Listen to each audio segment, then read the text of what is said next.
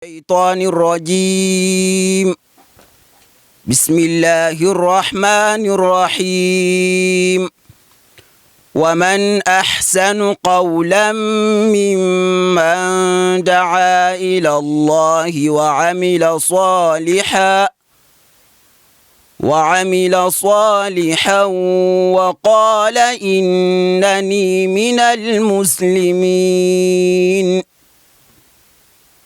ولا تستوي الحسنة ولا السيئة ادفع بالتي هي أحسن فإذا الذي بينك وبينه عداوة كأنه ولي حميم وما يلقاها إلا الذين صبروا وما يلقاها إلا ذو حظ عظيم صدق الله العظيم.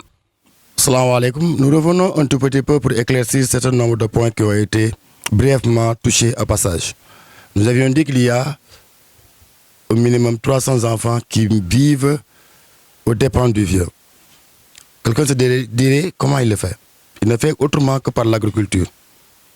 C'est ce qu'il cultive de lui-même, que c'est les récoltes qui servent à nourrir tous ses enfants. Et il est temps que les gens réfléchissent par rapport à son appui. Comment nous allons faire? Il va falloir que l'État puisse l'appuyer en termes d'agriculture. Les terres ici n'en manquent pas, on en a plein. De terres arables bien noires qui permettraient une bonne agriculture. Mais les moyens techniques, je veux dire, le même matériel manque.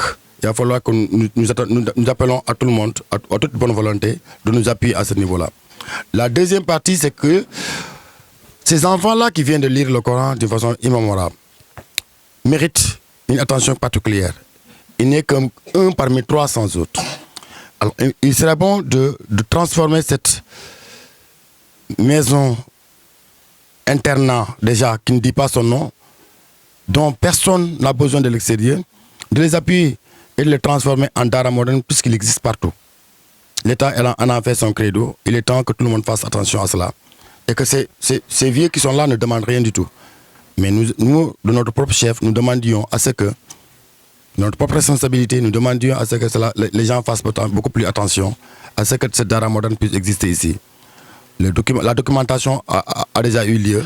Il ne reste qu'à concrétiser cela qui a été demandé. Le troisième aspect le plus important, nous l'avons dit tantôt. Nous venons juste du mois de Ramadan, Moubarak. Nous avons vu qu'il y a eu des concours de récital de Coran. Cet enfant-là, il aurait passé le concours. S'il n'est pas parmi les 10 premiers, il ne sera pas parmi les derniers.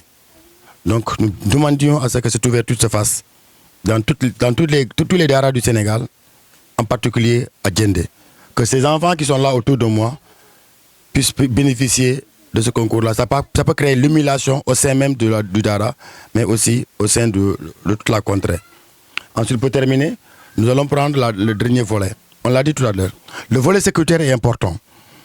Vous savez, le seul revenu que nous avons, on l'a dit tantôt, c'est l'agriculture, dans son sens large du terme. C'est l'élevage, c'est la culture des sols. Il va falloir que nous fassions attention, que chaque fois les pertes de bœufs, de chèvres ou de moutons, par des vols récurrents, freinent un tout petit peu ce développement-là. Nous demandons au côté sécuritaire, Maka est très loin par rapport à la gendarmerie. Il va falloir que si nous pouvions avoir ne serait-ce qu'une patrouille constante et régulière, ça pourrait dissuader plus d'un pour qu'au moins ce volet sécuritaire-là puisse avoir lieu.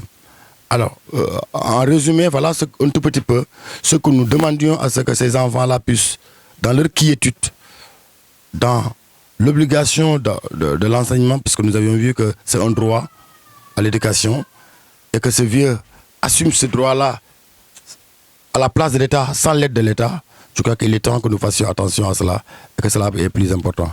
Assalamu alaikum wa rahmatullah.